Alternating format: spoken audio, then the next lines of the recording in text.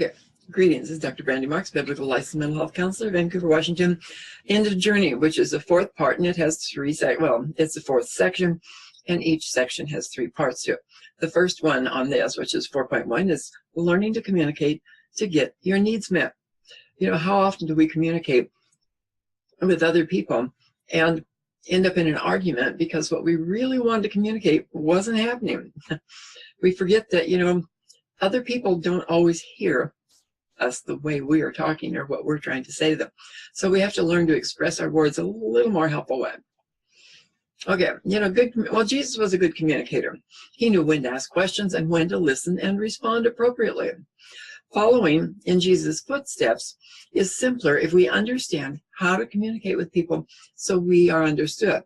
Now, if you watch this whole series, you know a lot more now about empathy and doing your best to get in touch with people, accepting them as they are, and understanding that they're where they need to be in life, and they're doing the best they can in any given situation, just as we are. And that makes it a lot easier to communicate and not get upset. The story of Jesus' childhood is one example of communication between Mary and Jesus after he got in trouble when he was age 12. Okay, Mary communicated with Jesus. "Why have you treated us this way?" Mary asked. "Your father and I have anxiously searched for you." "Why did you have to look for me?" Jesus said. "Oh, you should have known I must be in my father's house." Well, he was 12 years old, and I said this before. Jewish boys didn't bar mitzvah or become adults until they were 13. So in his culture, it wasn't appropriate for him to be about his father's business or at that age. Okay. They did not understand what he said because a young man, you know, didn't become an adult until age 13 in bar mitzvah and could not enter the ministry until he was at least 30 years of age. Neither one was the place where Jesus was. So, okay. So, while Mary did not agree with his reasons, she still listened to his response. Okay, her calm way made a lasting impression because they had no more problems with him in this area.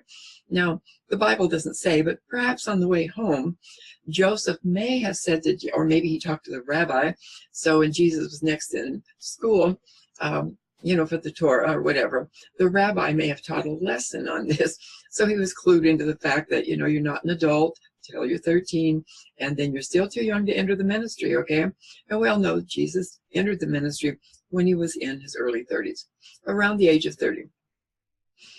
Anyway, after this incident, Jesus left with his parents, followed in their ways, and grew in wisdom and stature within his community. Not many of us would have lectured him. Oh, no, sorry, not many. Many of us parents would have lectured him and told all the people in the neighborhood about, "I know this kid, he just goes wandering off, driving me crazy for days on end. I had no idea where he was," and on and on and on. But Mary kept quiet about it. She didn't shame him with ongoing criticism concerning the events. And she didn't haggle it over with everybody, as far as we know. The Bible says she kept silent on it and considered it in her heart. You know, she didn't tell all the people in the neighborhood and never let him forget it. Okay, so it's far better to, like Mary, just ask questions, listen for the answer, and don't assume the person is lying to you. They may be telling you the truth from their perception, or maybe because they are not telling the truth, maybe because they're scared to death at the moment. Just depends upon how you normally respond to them. Okay, let's skip that. Often problems exist in our relationships with our parents and our partners because we simply do not listen to the other person. While they're talking, we got all this scenario going on in our brain of what we want to say and what a ridiculous thing they're. I just know they're trying to make excuses. I don't know what I'm even listening to this for. And so we got all this stuff going on in our brain while they're over there talking and trying to explain to us or tell us something, and we're not listening. You've heard it 1,000 times before. It's true, we want others to listen to us, so we are heard. Excuse me. But we refuse to hear what the other person is trying to tell us. You know, Jesus said you get what you get, pushed down, shaken together, and overflowing. So if you want people to listen to you in an overflowing way to whatever you have to say, shut up and listen to them. It's that simple. You don't have to agree with them. Just because you're listening does not mean you agree with them, okay? As long as we keep doing what we're doing, problems will continue to persist in relationships. And, some very wise people have said many times over, if what you're doing isn't working, stop doing it. Do something different. Okay, communicate to be heard. The following describes 10 ways you can get your needs met in a relationship. Many people don't know how to ask for what they need in a relationship. Instead, talk about what you saw or heard and your feelings. Don't talk about the other person. I heard you say, blah, blah, blah, blah, blah. Was I mistaken or something? Because to me, it felt, I was really uncomfortable when I heard you say that. Okay. Consider these ideas and journal about them before putting them into practice. Practice in your head. If I'm going to confront somebody about a situation, I'll usually make some notes about exactly what I want to talk about, how I felt at the time, and what changes I would like to see take place. And then I kind of practice it over and over in my head. So even when I get to talk to the person, if I'm uncomfortable or nervous and have trouble remembering, I will have practiced it sufficiently that it's a lot easier when I get there and I'm able to talk to them. So if you want change, you want your partner to change, get good at making observations. Watch how he or she behaves and be prepared to point out the person's behavior in a loving, constructive way. I was trying to talk to you the other day, sweetheart, and right in the middle of the conversation, or what I was saying, you turned around and walked away like you could have cared less or weren't paying attention. That made me feel really dismissed or unheard. What's going on? Yelling at the person in a rude, abrupt way is not loving and kind. It's unkind and rude. Honesty can be given with empathy, being kind and considerate. Try to put yourself in the other person's, what's going on with you? Are you having problems right now that you're not able to hear what I'm saying? What are you thinking? And that's, ask some questions. Okay, talk about real behaviors. Real behaviors are those affecting your relationship, and they come without your opinion about them thrown into the mix. Mind reading is a common occurrence in relationship, but the truth is, we're not mind readers. Hello, we really, really don't know what the other person is thinking. We may think we do, but the only thing we know for sure is the words we hear coming out of their mouth, and we don't necessarily know their actual intent, even though we think we do, and behaviors, how we see them behaving. Those are concrete, observable things that you can watch for, okay? But keep your opinion to yourself as to why they're behaving a certain way. You don't know. Discuss specific behaviors. For example, when I was talking just now, you interrupted several times. I would prefer you listen and not interrupt me until I'm through talking. Do you think you'd be able to do that? Then you can say whatever you need to say. Just give me, I promise not to take very long, and then keep it short and sweet. Thank you very much. Okay.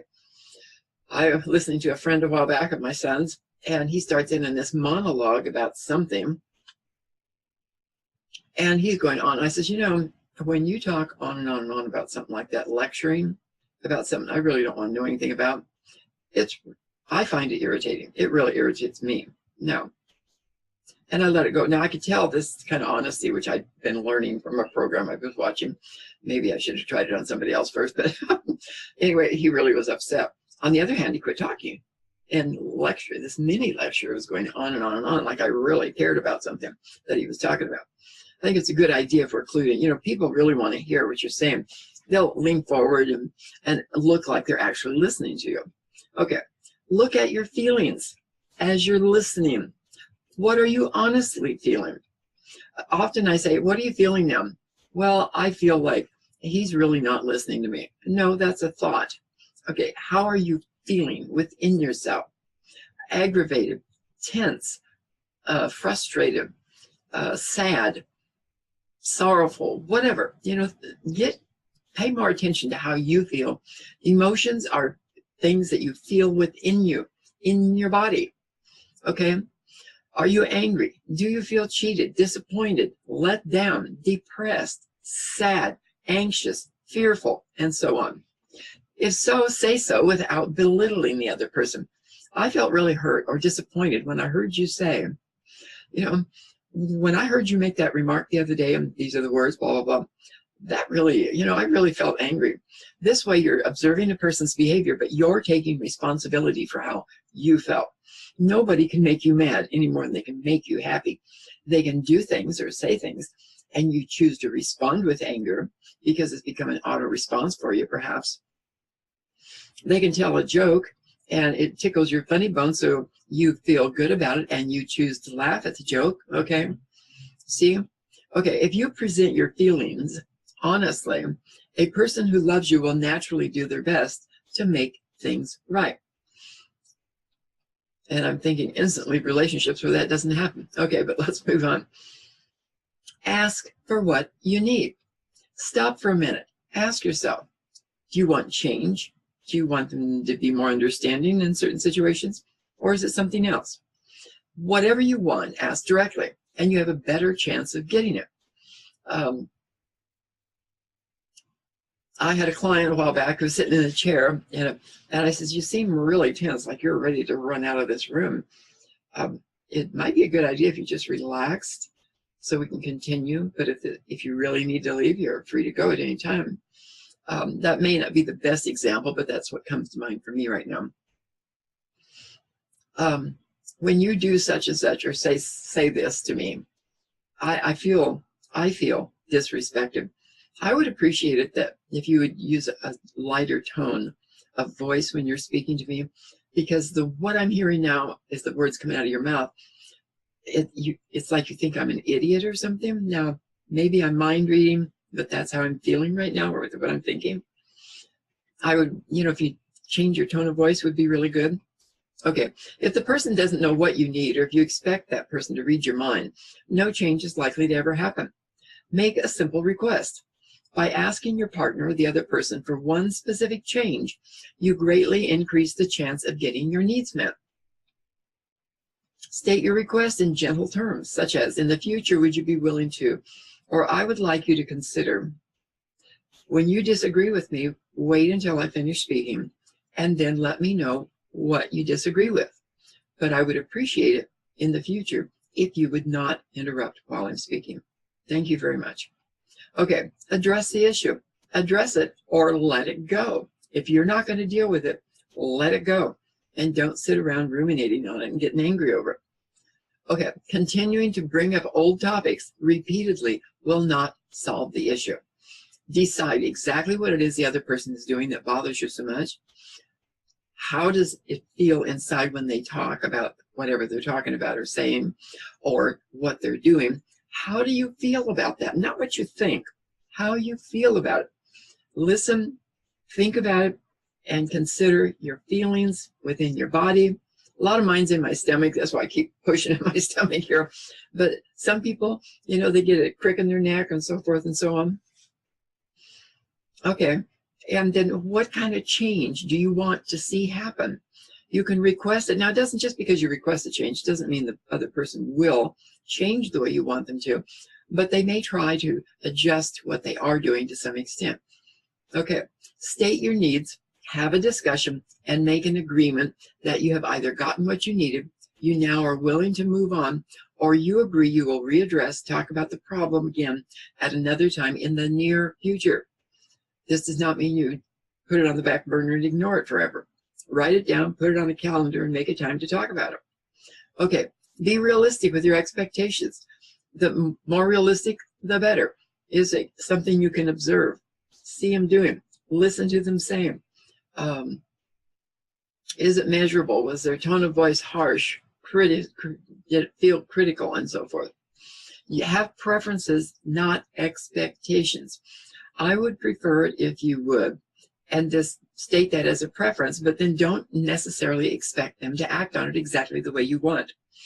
Okay, that way, if you have preferences, not expectations, you won't feel as disappointed if your preference isn't met. Rather than expecting your spouse to listen when you talk, let the person know you prefer. I would prefer you listen when I'm talking, when I have something to say, before you interrupt or speak me, rather than interrupting. It would be nice if you would let me finish talking and then say what you need to say. That's my personal preference. Thank you very much. Okay, what is it you want? Tell your partner exactly what you want, not what you don't want. Well, I don't want you yelling at me. Okay, what would you like? Instead of "you never listen to me," you can say something like, "I would appreciate it if you would listen to what I have to say before you answer. Thank you." By letting your spouse or this other person know exactly what you want, it makes it much easier for that individual to respond in the way you prefer. And they're more likely to, because they're not going to be irritated by what you're saying, less likely to be irritated. So what's being done?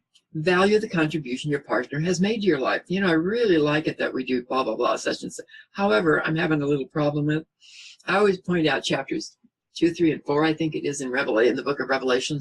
Jesus always states first what wonderful stuff they've been doing. Then he says the problem, and then he offers a correction.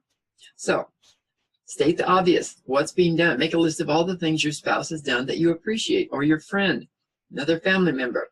Share them with that person one at a time, once in a while, not all the time. You don't want them to feel overwhelmed with a lot of positive stuff that's going to feel like manipulation or a con coming or something. Okay. If someone feels valued with occasional positives, that person will do the best they can to keep your opinion of them high and lifted up. Balance is the key. Love is patient and kind to people. It doesn't envy. It's not boastful, arrogant, or proud. Love does not insist on having its own way. It's humble and lets go occasionally. It's not easily irritated. Does not keep track of wrongs by other people. Rejoices in the truth. And you don't have to keep wrongs that you've done either. Don't keep track of those either. Okay. Rejoice in the truth, not in lies, evil, and so forth. And conceals all people's faults. You don't run around gossiping about the worst thing in the world your friend, your spouse, or somebody else did. You know, the Bible says, speak only of what is pure and lovely and a good report. Okay, so love believes the best about all people. It hopes the best in all people. It endures ill treatment from people, all people. And love forgives all wrongs and chooses not to remember the wrongs. Because this is what God does. You know, he's omniscient, which means he can't forgive. He chooses not to remember. And that is a choice. It would be a good idea if we chose to make it. Okay. So here's some tips to help. I am so angry, she said. What happened? I asked. Well, he went golfing with his friends Saturday and left me alone all day with the kids. For pity's sakes, I'm with them day in and day out all week long and would have liked to have gone with him. I like to play golf too, but no, he'd rather go with his friends. Did you say anything to him? I asked. Well, after he got home, I yelled at him and told him he's never thought about my needs and all he ever does is think about his friends. He doesn't get it. It's pointless. There's no point in even saying anything to him. Well, dog, can you shut the door, please? Okay, never mind. I'll shut it. Okay. Many people have no idea how to get their needs met. Instead of asserting ourselves before we ignore or look the other way and attack after an event. And we don't listen to the other person. And we don't honestly share. We have the ability to listen and understand our spouses, friends, family members' anger, fear, intentions, their failures, joys, successes. And they have the ability to listen and understand ours when we give them a chance to. So why don't we listen and understand more? This is what love is. We say we love our partner, and then we act in these horrific ways. So for a healthy relationship, use I statements to express your needs as preferences without complaints about your spouse. I always say start off with a positive. You know, I love that we can spend time sharing together, but there are times when I'm trying to tell you something you don't listen to well. I would prefer, if you realize I'm trying to tell you something, that you would stop what you're doing and listen. Okay, something like that. It's all about you taking responsibility for what you need and asking the other person to help fill those needs by stating them as preferences. Instead of, you never have time for me, say, you know, I feel lonely. I need a hug sometimes. And some time alone with you would be really good. Is there some way we think we could manage this?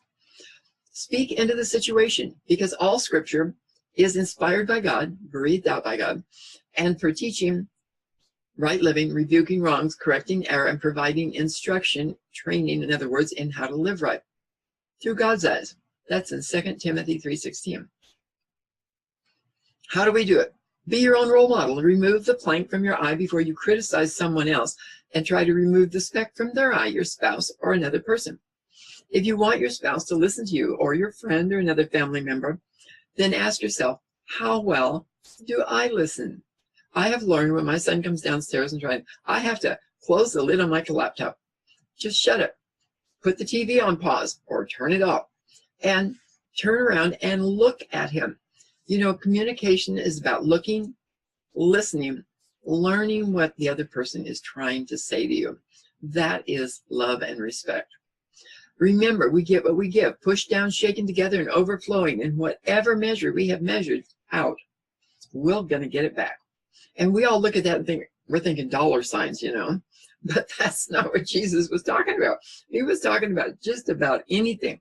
If you want to be listened to, listen.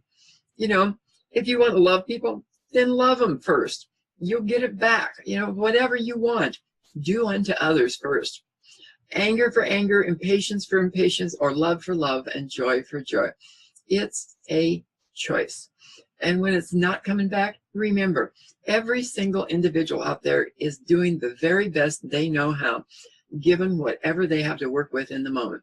And I know you think, well, this is a really smart, intelligent person. They certainly know what I want. No, they don't. Intelligence has absolutely nothing to do with human frailties, okay?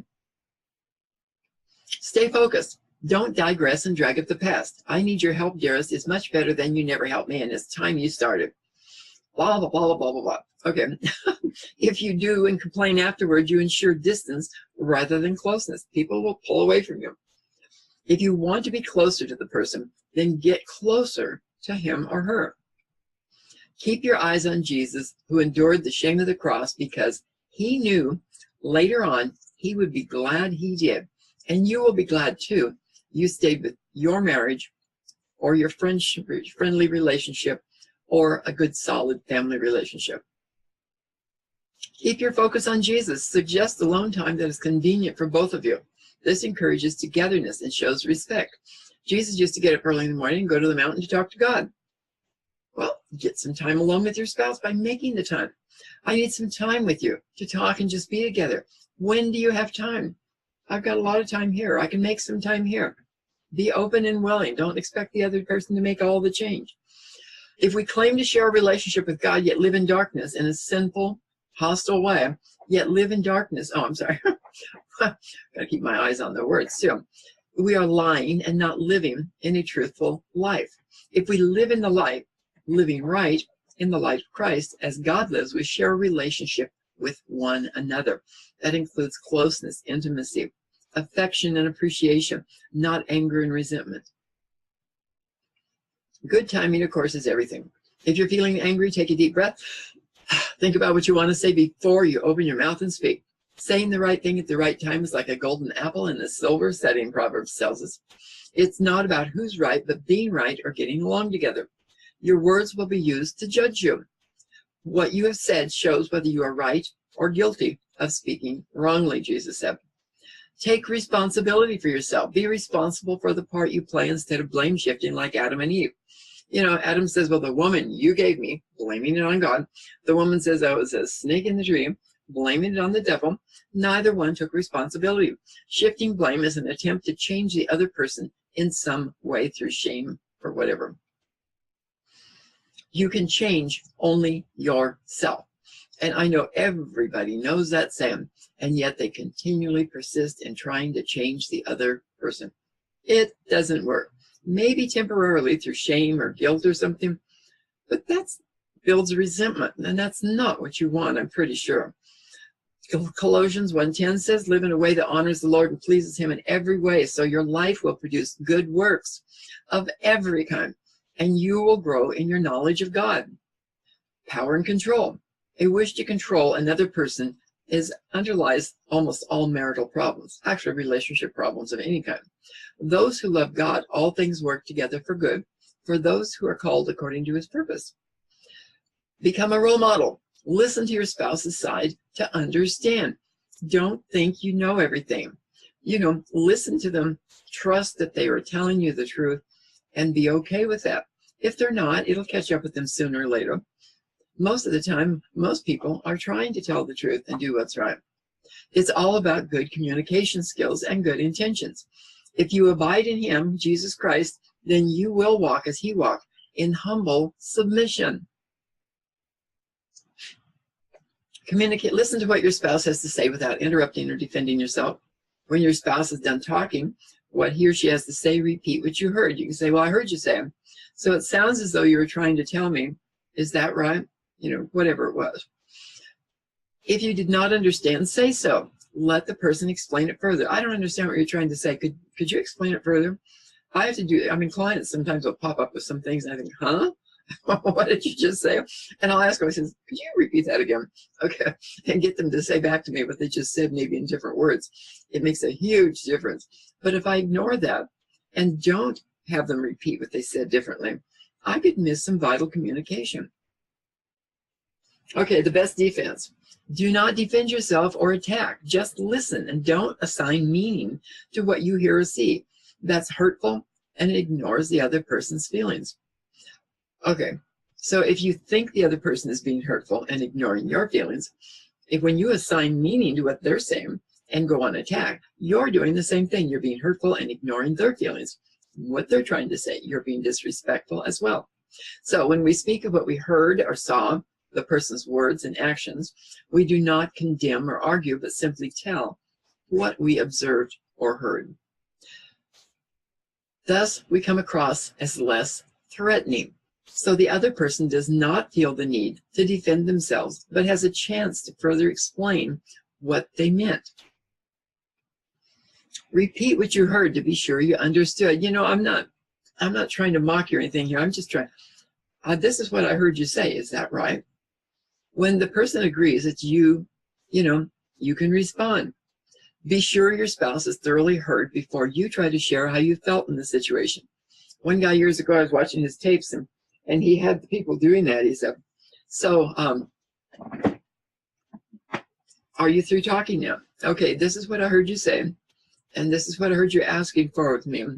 Are you finished talking now? Because I can reply to that unless you've got some more to say. And then let them finish. Or they might say, no, I'm done. Go ahead and have your say. And then you can. You see, it's much more pleasant that way. Okay.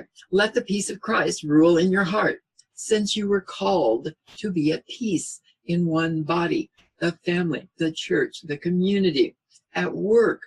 Be thankful.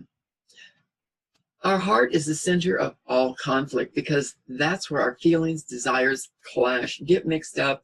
We feel misunderstood, victimized. Our fears, hopes, distress, desires, jealousy, and love comes all bumbling in together and messes the whole thing up.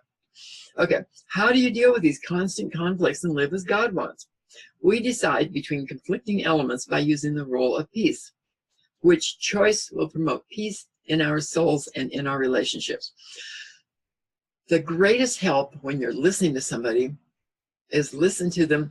When they're through talking, say, hold on a second, let me think about this. Take a deep breath. Make sure you're calm. Okay, you know, I heard what you said when you were blah, blah, blah. You know, what I think about that, or how I see the situation, or the way I feel about it is, and then go ahead and share your point of view. Okay, that's the end of this communication section. Next, we're going to take a look at exercises to let go of control and build trust in another person. Okay, exercise ragdoll. This is fun. If just two people can do this. Mutual respect is gained when we release all control. And you just sit on the floor and relax and let the other person kind of move you around. And just let go. This is incredibly difficult for a lot of people. In this exercise, you allow yourself to be completely relaxed like a ragdoll. Lean against your partner. Be limp. Let them lift you. Your hands and arms like kind of like a puppet on a string. And be okay with that. It can be, see it as a fun thing to do, not threatening. Let your partner lift you. You help as little as possible and walk you about the room. And then change roles where you do what they were doing. Okay. Discuss your comfort in the roles and which was easiest, being active or passive. For most of us, being active is the best, but not always. Some people are more okay being passive, and they might need to learn to be a little more active and directive. So you know how to struggle, and now you learn how to let go in conflict. You become his emotional ragdoll. Now role play conflict and resolution in different situations around your house. Keep track for a week or so of different conflicts that come up and how they turned out. And then take some time on the weekend and say, well, let's talk about these over again and practice some of these exercises. See if we can do it without the anger or whatever happened. Experience some dialogue between each of you with some role play, and discuss how to use these resolution skills to enhance family gatherings, perhaps, certainly your relationship. The respect is learned in this section. We have respect for others, which we show by resolving conflict and not arguing or being critical or condemning. We are courteous and polite and use socially appropriate manners. Self-respect helps us avoid self-criticism and focus on positive solutions. Okay, so you're learning how to be a peacemaker. So try that exercise in being a ragdoll. And next week we'll be looking at how to be real in relationships. God bless. Have a wonderful week.